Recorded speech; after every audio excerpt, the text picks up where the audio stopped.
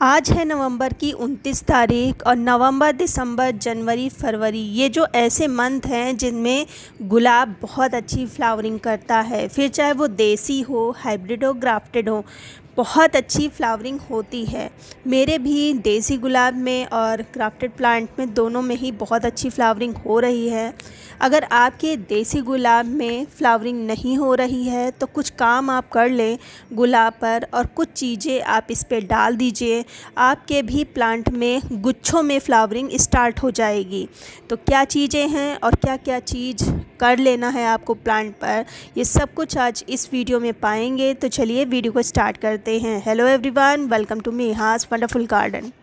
तो सबसे पहले हम देसी गुलाब के बारे में जान लेते हैं। इसमें मुख्य रूप से 3 कलर आते हैं, 3 वैरायटी आती है।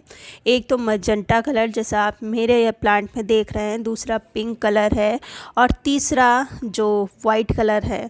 लेकिन अगर आप अपने गार्डन में खुशबू वाले प्लांट्स लगाना चाहते हैं तो आप इस मजेंटा कलर जो आपने देखा स्टार्टिंग में उस प्लांट को लगाइए। बहुत ही भीनी भीनी सी खुशबू आती है। ये वही प्लांट है जिनकी खेती भी होती है। खेती इसलिए होती है क्योंकि ये इन फूलों से इत्र बनाए जाते हैं और साथ ही साथ पूजा पाठ में भी प्रयोग होते हैं, भगवान पर अर्पित किए जाते हैं। तो ये तो रही बेसिक चीज़ें। अब अगर इनकी केयर की बात करी जाए तो इनकी और जो ग्राफ्टेड प्लांट होते हैं उनकी लगभग केयर सेम ही होती है। लेकिन ये जो देसी प्लांट होता है वो बहुत ही रफ़ एंड टफ़ होता है। इसमें किसी भी तरह का कोई पेस्ट वगैरह, इंसेक्ट्स वगैरह जल्दी नहीं लगते हैं और साथ ही साथ फ्लावर पर लेने के लिए इतनी ज़्यादा फर्टिलाइज़र भी ज़रूरी नहीं होती है।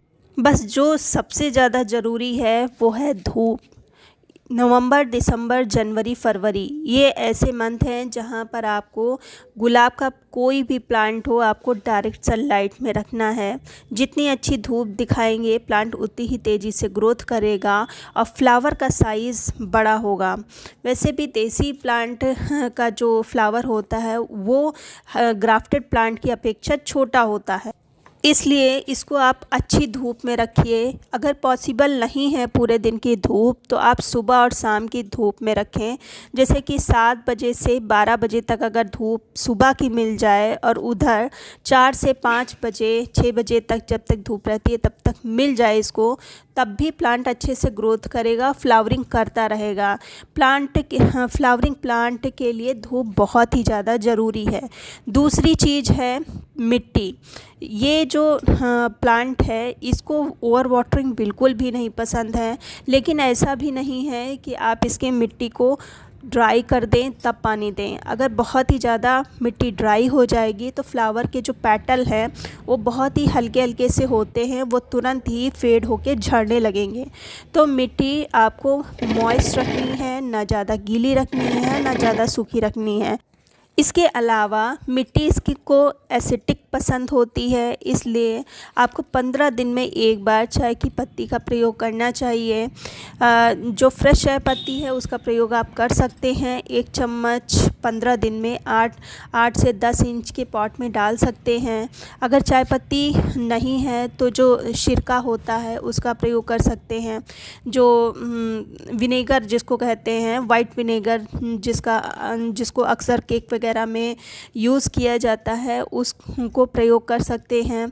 उसको कैसे प्रयोग करना है मैंने कई बार ग्राफ्टेड प्लांट पर बताया हुआ है, प्रयोग कर सकते हैं। तीसरा, जो ऑरेंज पील होते हैं, सिट्रिक एसिड से जो बने पील एंजाइम होते हैं, उनका प्रयोग कर सकते हैं। ये सब चीज़ों का आप प्रयोग करते हैं तो मिट्टी एसिडिक बनी रहती है, जिससे प्लांट अच्छे से ग्रोथ करता रहता है। इन सब चीज़ों का एक साथ प्रयोग नहीं करना है। हाँ, आप बदल बदल के करिए। जैसे एक बार चाय पत्ती का प्रयोग करिए, दूसरे 15 दिन बाद आप पील के पानी का प्रयोग कर सकते हैं। एक साथ नहीं करना है। इन सब चीज़ों से आपका प्लांट हेल्दी बना रहेगा, वरना मिट्टी अल्कलाइन हो जाती है तब भी प्लांट अच्छे से ग्रोथ नहीं कर पाता है। इन सब चीज़ों का प्रयोग करिए। साथ ही साथ आपको 2 महीने में आपको इसकी मिट्टी में भी अच्छे से फर्टिलाइज़ करना है, क्योंकि ये हैवी फीडर होता है। तो मिट्टी को फर्टिलाइज़ करने के लिए आपको लेना है कंपोस्ट। कंपोस्ट कोई भी हो सकता है, वर्मी कंपोस्ट, काऊ डंग, कोई भी ले सकते हैं। वैसे सबसे अच्छी तो काऊ डंग होती है, लेकिन वो बहुत अच्छे से प्रिपेयर होना चाहिए, 3-4 साल पुरानी होनी चाहिए। अभी मैंने लिया है वर्मी कंपोस्ट, क्योंकि काऊ डंग मेरे पास ख़त्म हो गई है, तो वर्मी कंपोस्ट लिया है। और जो दूसरी चीज़ लेनी है ये है डीएपी। सिर्फ 2 चीज़ों से आप अपने देसी प्लांट पर बहुत अच्छी फ्लावरिंग प्राप्त कर सकते हैं। ये ग्राफ्टेड प्लांट की तरह हैवी फीडर होता है, लेकिन बहुत ही ज़्यादा इसको केमिकल की ज़रूरत नहीं होती। अब घरेलू चीज़ों का प्रयोग करके ही इसे अच्छे से फूल प्राप्त कर सकते हैं। अच्छा, अगर आपके ज़मीन में फ्लावर नहीं आ रहे हैं तब भी आपको कुछ काम उस पे कर लेना है। सबसे पहले तो अगर आपने उसकी प्रूनिंग नहीं की है तो आप उसकी प्रूनिंग कर दीजिए।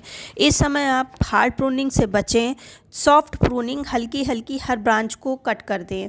दूसरा, प्लांट की मिट्टी में अच्छे से गुड़ाई करें और खूब अच्छी मात्रा में काऊ डंग कंपोस्ट या वर्मी कंपोस्ट जो भी हो वो आप डाल दें।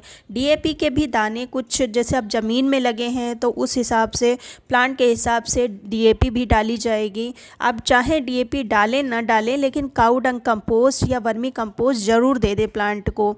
ये काम आप ज़मीन में लगे हुए प्लांट को कर सकते हैं। 15 दिन के बाद देखिएगा कितना अच्छा फ्लावर देने लगेगा आपका प्लांट। इसके अलावा आपको लिक्विड फर्टिलाइज़र 7-7 दिन पे कौन सा देना है, वो देना है इस चीज़ का फर्टिलाइज़र। वैसे तो आप इसको सॉलिड फॉर्म में भी दे सकते हैं, लेकिन सबसे अच्छा इसका लिक्विड फर्टिलाइज़र होता है, वो आप इस प्लांट को दे सकते हैं। वो है सरसों की खली का फर्टिलाइज़र। गर्म फर्टिलाइज़र है और सर्दियों के लिए बेस्ट फर्टिलाइज़र है। इससे अच्छा फर्टिलाइज़र हो ही नहीं सकता प्लांट के लिए। तो जब भी बनाएं, अब जैसे मुझे ग्राफ्टेड प्लांट के लिए बनाना पड़ता है, तब मैं इसको देसी प्लांट में भी देती हूँ। बनाते कैसे हैं, 1 लीटर पानी में मैंने लगभग 100 ग्राम के करीब, अब जैसे मतलब मेज़र करके ही मुझे लेना पड़ता है, क्योंकि और भी प्लांट्स में देना होता है।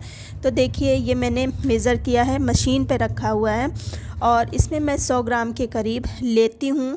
चूँकि ये मेरा छोटा बर्तन है, छोटा सा वो है, तो थोड़ा थोड़ा करके मुझे करना पड़ेगा। अब ये देखिए 92.84 है, पूरा 100 ग्राम नहीं है। तो पहले तो मैं इतना डाल रही हूँ 1 लीटर पानी में, फिर थोड़ा और बढ़ा देंगे। और इसको 2 रातों के लिए छोड़ना है, और 2 रातों के बाद तो इसको डाइल्यूट, सादे पानी के साथ में डाइल्यूट करके इसको प्रयोग करना है। ये जो पानी है, ये जो लिक्विड है, ये प्लांट के लिए बहुत ही अच्छा फर्टिलाइज़र है। इसका आप लगभग मार्च और आधा अप्रैल तक इस पानी का प्रयोग आप अपने गुलाब के प्लांट पर कर सकते हैं। बहुत ही अच्छा रिज़ल्ट मिलेगा। 7 दिन में एक बार आपको करना है, अच्छा रिज़ल्ट मिलेगा।